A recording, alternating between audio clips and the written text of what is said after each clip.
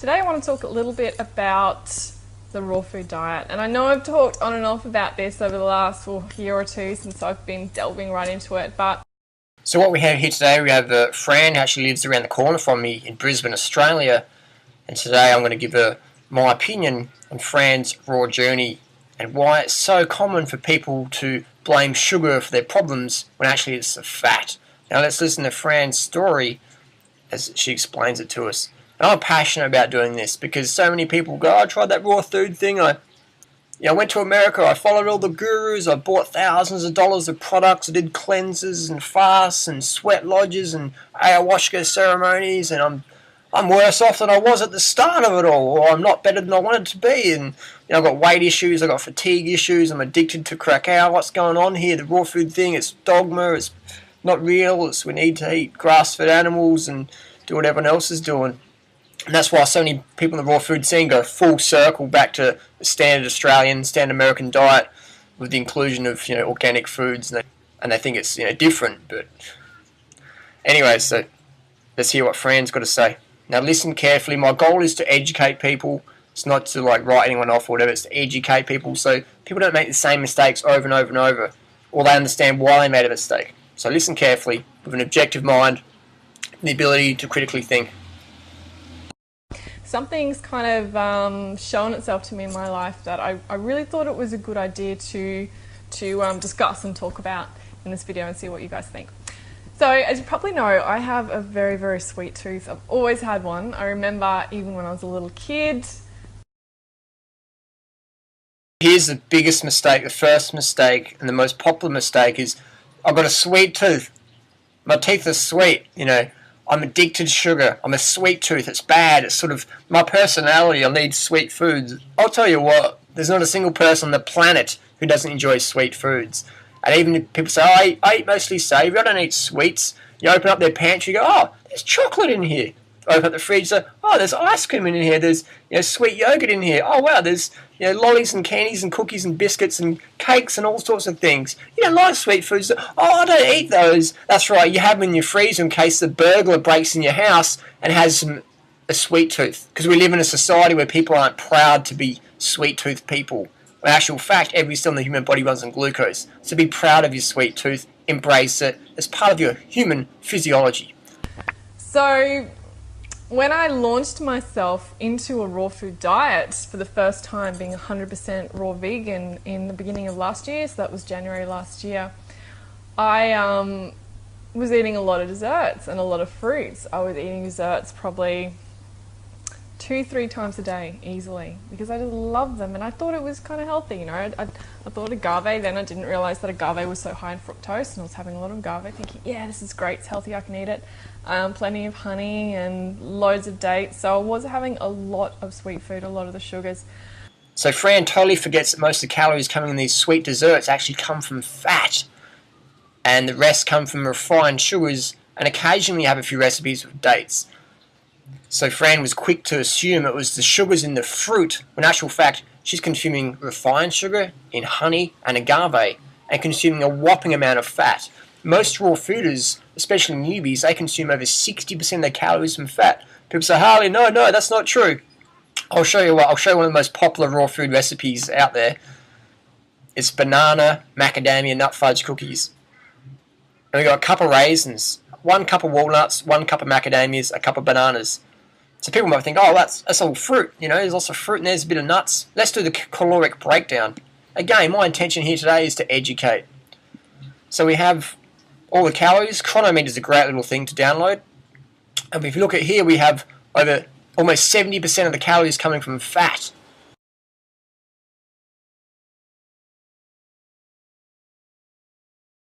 You know what I mean? So, and then Fran's not just doing this once in a week, which is fine. You can do that, especially if you're athletic. If you're athletic, you can eat more calories from fat, but you still need, low fat, definitely. Under 15%, 10% ideal, under. So Fran's eating 70% of the calories, not just for a snack, but she said 2 or 3 times a day. You know what I mean? And no one's making a dessert out of just dates. I mean, that's the ideal dessert, but in the raw food world, it's, fudge cookies and macadamia cookies and all these brownies and chocolates. And again, if you do the math, at least 50% to 70%, even to 90% calories coming from fat. Now that is not healthy. Doesn't matter if it's raw, organic, or vegan, or whatever. Eating that much fat daily, you're going to notice a marked health decline, especially if you're sedentary, like in Fran's situation. You know, sometimes I'd make a smoothie in the morning and the smoothie would be really sweet as well. So I was kind of moving more and more towards having a lot of sweet food, maybe even more sweet food than savoury food in my diet. So here we have Fran's just thinking it's the sugar, and she's saying, I have hypoglycemia, which we know, hypoglycemia refers to low blood sugar. So it means you're not consuming enough carbohydrates, or if you are consuming enough, the fat is coating the cells, it's coating your insulin receptor sites, so the sugar cannot enter the cell. So that causes hypoglycemia, and it can cause hyperglycemia. You know what I mean? Hyperglycemia is caused when the sugar cannot enter the cell, the blood sugar rises, then the pancreas is forced to release all insulin, and that just sucks it all down, and then you get the hypoglycemia thing. So it's just, you know, so pre-diabetic symptoms can be hypo or hyperglycemia. Check out any medical physiology textbook on diabetes. So what we have here is, you know, Fran's eating, you know, what she thinks is high carbohydrate, when in actual fact it's not. It's just because she's sweetening her fat with sugars. She thinks it's a high carbohydrate diet, but if we look at it just like I said before, you know, in those desserts, and she'll be getting most of her calories from those, so I'd put money on it. Fran's getting at least 50, if not more, percent of her calories coming from fat. And that recipe we have here, that's almost 70% of calories coming from fat. So no wonder Fran had hypoglycemia issues. And no wonder, I mean, she looks like she could be an elite marathoner, but she's not fit at all. She's not, you know, cardio fit, and because that doesn't have the energy to train. You know, there's a difference between being able to sit still and having energy versus physical energy where you can actually, you know, go out there and train and be quite fit. So that's why we see a lot of raw food gurus promoting the anti-fruit thing. None of them are fit. I mean, people say about Harley, what about Gabriel Cousins? You know, he can do like a few push-ups. Let's have a look at what Gabriel promotes. It's going to move a little fast. Our biggest concern, quite frankly, is people getting insulin shock from getting off insulin so quickly. The diet that works. Hang on, now listen real carefully to what Dr. Gabriel Cousins is about to say to his diabetic patients. Listen real carefully now. Best is a high fiber, high carbohydrate, low protein, low fat diet. That's the diet that works the best. Hang on, did I just hear right? Did Dr. Gabriel Cousins just say high fiber, high carbohydrate, low protein, low fat? Nah, I heard wrong, didn't I? Let me rewind that.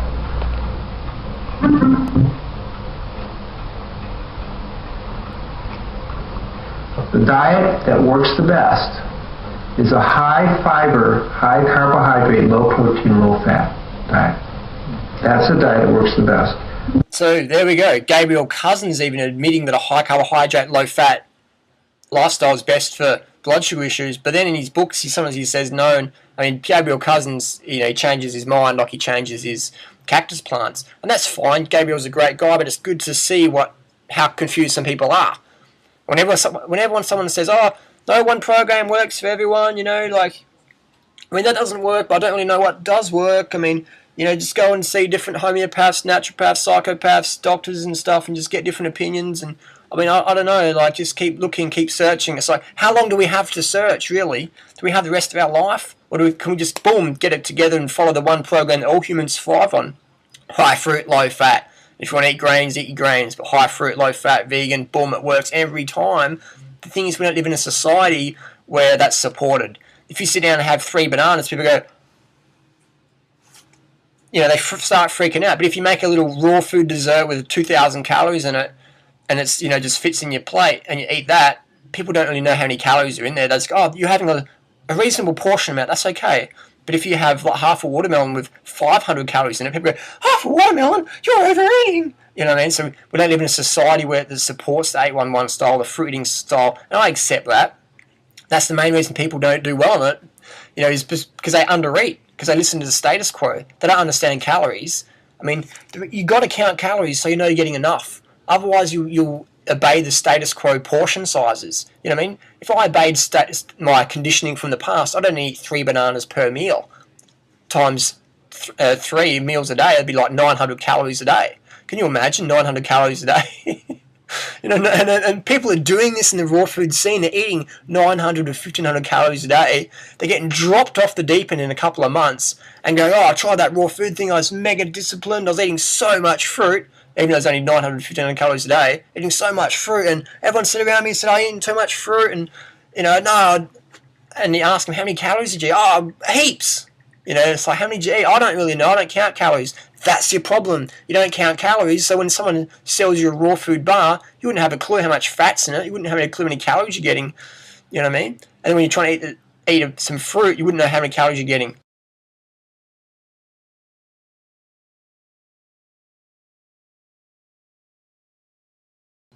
So then you wonder why you have hypoglycemia or weight loss issues or weight gain issues or whatever, or inability to maintain, sustain, and obtain high fitness levels. So calories is like your fuel. You don't drive to a gas station or a petrol station, fill your car up, and just don't look at when you're filling up. Oh, I'm going to look over here. I'm going to transmutate my Kundalini essences to the moonlight because it's that time of month. You look at how much fuel you're putting in the car. So why not do that with your body? Why not go, okay, I've had 2,800 calories today. I actually need more than that. I want to keep eating until I get my target.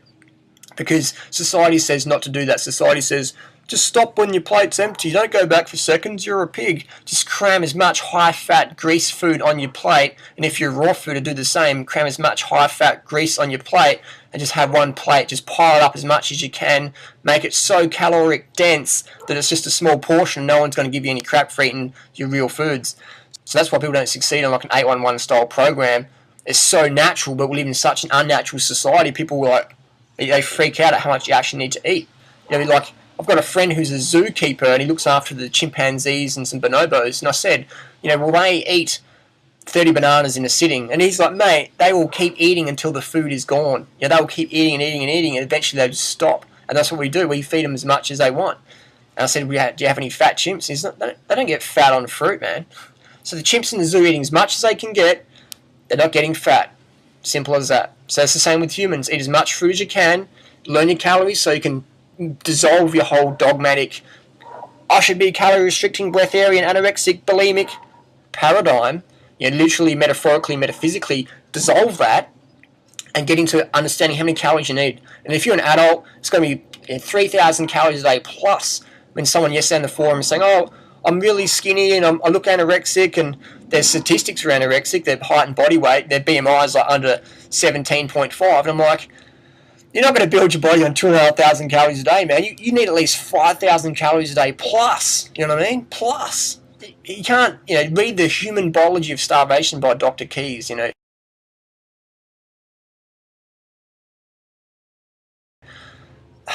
So I understand people go, oh, Harley, that's too much work and that's inconvenient, counting calories. Getting dropped off the deep end's inconvenient. Wasting 5 years of your life chasing the raw food paradigm around's inconvenient, when you can just get it literally in a week. Understand, shit, I need at least 3,000 calories as an adult. If I've got kids, I need more calories. If I want to be fit, I need more calories. If I've got a business, I need more calories. I almost gave you the finger. I need more calories. If you want to give people the finger, you need more calories. If you want to be passionate, live purposeful life, you need more calories. If your boss is a wank, you need more calories. If you're getting harassed by people like me, you need more calories. You need more calories, calories, calories, calories. Fruit's the best source. Eat as much as you want. And whenever you cut your fruit intake, man, you cut your life. When you cut your carbs, you cut your life. Why? Because you cut your glycogen. So people are all about breatharians. That's a whole other video, man. Breatharians is absolute bullshit. It's anorexia in the health food scene. So that's another video. I won't get into that now. Let's continue on with Fran's raw food journey. There are healthy and unhealthy ways to do everything, and we often find this in the vegan diet as well. When someone goes vegan, we often think, oh, they're so healthy, they're vegan, but there are very unhealthy vegans out there.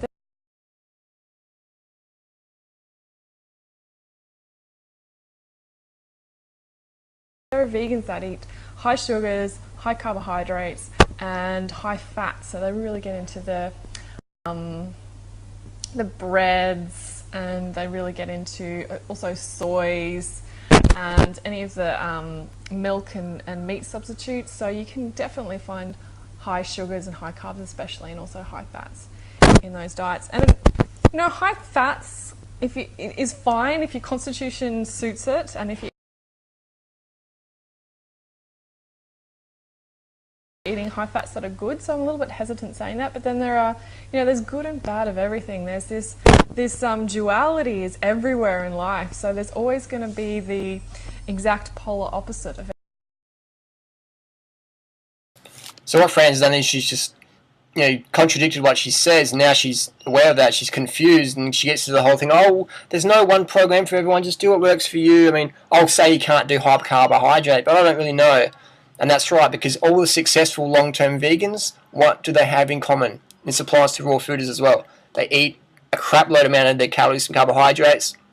80% of the calories coming from carbohydrates plus. You look at the China study, Dr. Neil Barnard, Dr. Ornish, Dr. Esselstyn, Dr. McDougall, Doug Graham, Ruth Heinrich, all these raw food, vegan promoters, athletes, successful people eating at least 80% of the calories coming from carbohydrates. So when you're and that's why Fran isn't a vegan, because her paradigm is like, you're vegan, you can't eat too much carbohydrates, and that's why vegans who go on low carb diets, they get dropped off the deep end, and they write books about it, like Leah Keith, you know. So carbs are your friend, fruit's the best, you know what I mean? I understand, not everyone wants to eat fruit, fine, eat with whatever carbohydrates you prefer, but don't let anyone tell you that fruit's bad. The main problems people have with fruit is they eat it too fast, they eat it unripe. Most people don't want to know what a ripe banana looks like. They think the spotty bananas, the rotten bananas. They eat citrus way too tart. Citrus should be sugar, sweet. People avoid dates, or they have 1 or 2 or 3 dates, think, oh, that's enough, you know. So those are the main problems of fruit consumption. People don't eat enough of it. They eat it unripe. They eat it too fast. They dehydrated, and they just eat fruit when they should be drinking some water. So again, I've covered this a lot in detail in my other videos, so just refer back to my channel and check it out. Let's listen to more what Fran does. And then there's the opposite, the other end of the scale with the raw food diet, which is so many desserts and so many sugars and so many high glycemic and high fructose fruits in the diet, which can really unbalance the body. It can create more candidas, fungus, yeast and molds. It can do that whole sugar spiking thing, which happens so easily with me. So Fran's convinced that she's, you know, tried the high sugar thing. It did not work. What Fran actually did was do the high fat thing, as I just explained, with the calories coming from those little recipes. At least 50 to 70% of calories coming from fat. That is not a high carbohydrate program. That is not a high carbohydrate program. That is a high fat program. Once your calories are going over 20% of calories from fat, you're eating a lot of fat. You're eating too much fat. And if you're in Fran's case, where she's not too athletic, you should eat a lot less fat, because your fat gets processed through your lymphatic system, and if you're sedentary, your fat's just slodging around in your blood, thickening your blood, lowering your oxygen uptake, absorption, and transfer to your cells, and life sucks. And then you eat something sweet again, which is just like a macadamia nut cookie or a chocolate raw brownie, and you think, oh, it's the sugar making me feel shit. There's actually the cacao just thrashing your adrenal glands. It's all that fat, all that nut fat and oil just sludging around your system. Then you think, oh, maybe I need to eat animal products to get some energy because I'm pretty tired, and yeah, you know. So again, so Fran is like the other people go, I tried that high sugar thing, they tried the high fat thing. Or if people go on the 811 program and you ask them, how many calories a day did you eat? Oh, heaps, man, heaps. How many? I don't know, I don't count calories. So you're under eating then. No, I was eating heaps. My grandma said I was eating too many peaches. You know, my next neighbour said I was eating too many watermelons, man. So you were under eating then. Oh man, you're judgmental, man. I'm out of here. You guys are crazy, man. Like, what's with the heaviness, man? It's just peace and love and prana, man. That's what happens when people get like undercarbed. They get all like floaty, airy, fairy, spiritual, spacey, wacy, tripped out, kundalini, chakra balanced and imbalanced.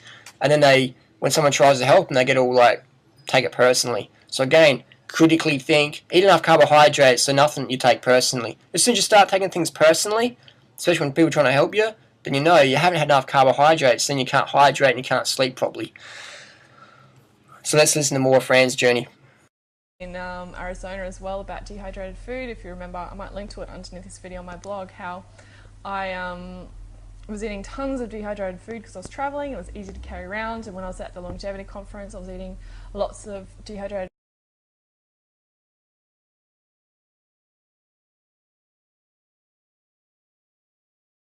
food as well, just because it was easy to access. And I really increased the Vata in my body so much. I went really spacey.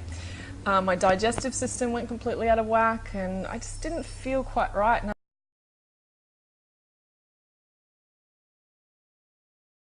Now, you didn't increase the Vata in your body, friend. You increased the fat in your blood. You increased the fat in your lymphatic system. You decreased your oxygen uptake, absorption, and transfer to your cells. That's why you felt spacey. It wasn't anything to do with your dosha type. No wonder all these high-fat gurus that you went to a longevity conference, they all drink a shitload of organic coffee and cacao to perk up so they can give the infomercial to the audience.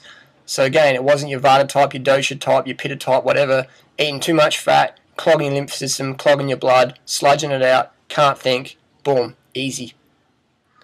So all you needed to do was get rid of all your crackers and nuts and just hit the fruit and greens, get sufficient amount of calories, keep your diet under 10% total calories of fat, learn calories, it's grade 2 maths, and you will smash it.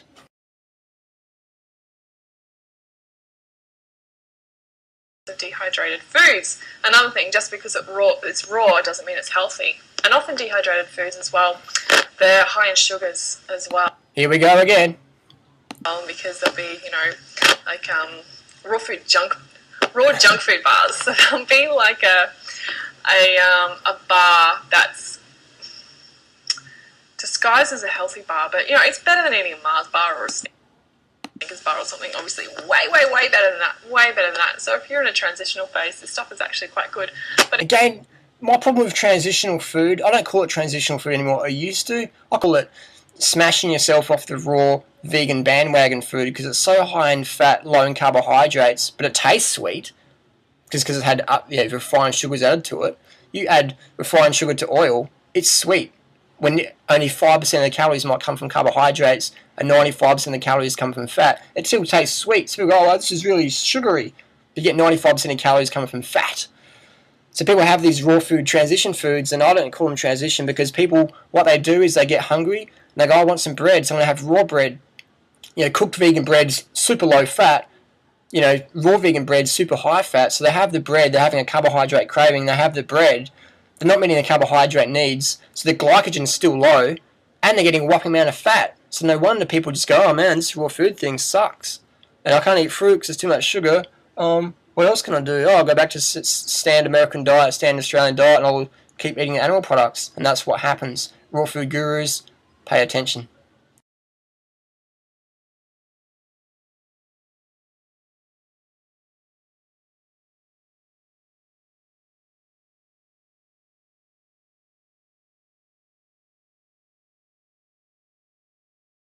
Again, friends of the mindset, fat's good, it's cool, and sugar's your problem.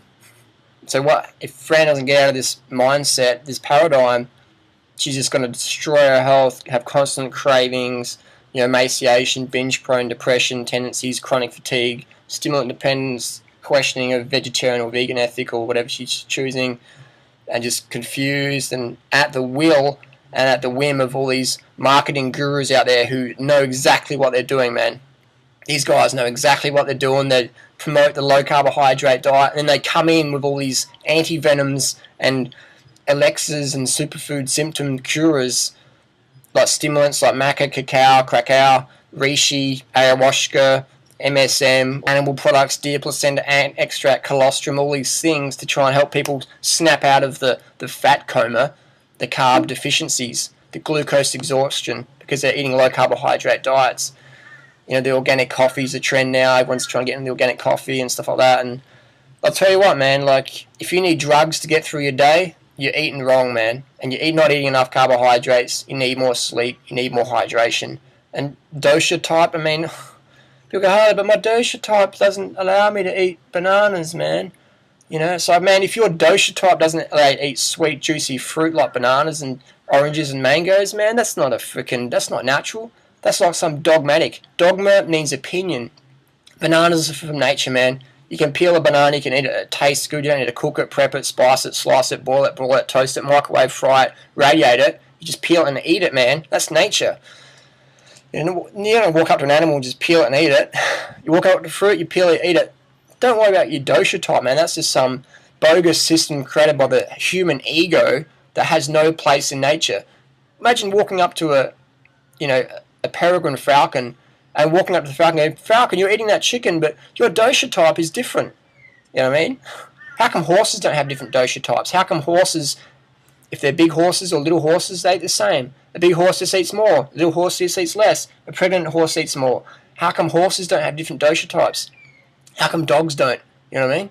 How come sheep don't? How come goats and chickens and rats and bison, they don't have different dosha types? They all eat the same food for the same given species, regardless of where they are on the planet. A bonobo chimpanzee in a zoo in Norway will eat the same diet as the bonobo in Sydney, Australia, or the bonobo in the jungle, in Africa. The exception being maybe different variety of plant foods, but they will have the same amount of calories, the same caloric ratio of nutrients of carbohydrates, proteins, and fats. Exactly. The chimps in the zoo in Norway don't get fed mustard seeds, sardines, and brown bread, because that's what's local to that region. They get fed what physiologically designed they're adapted to. So changing your diet because of what some book wrote, that's dogma. Changing your diet to what your physiology speaks to you with your hands, teeth, claws, digestive system, and your heart above all, that is not dogma. That is physiology. That is fact. Follow your heart. Follow your sweet tooth. Get rid of the fat gurus selling you bullshit and start listening to the common sense. Thanks for watching.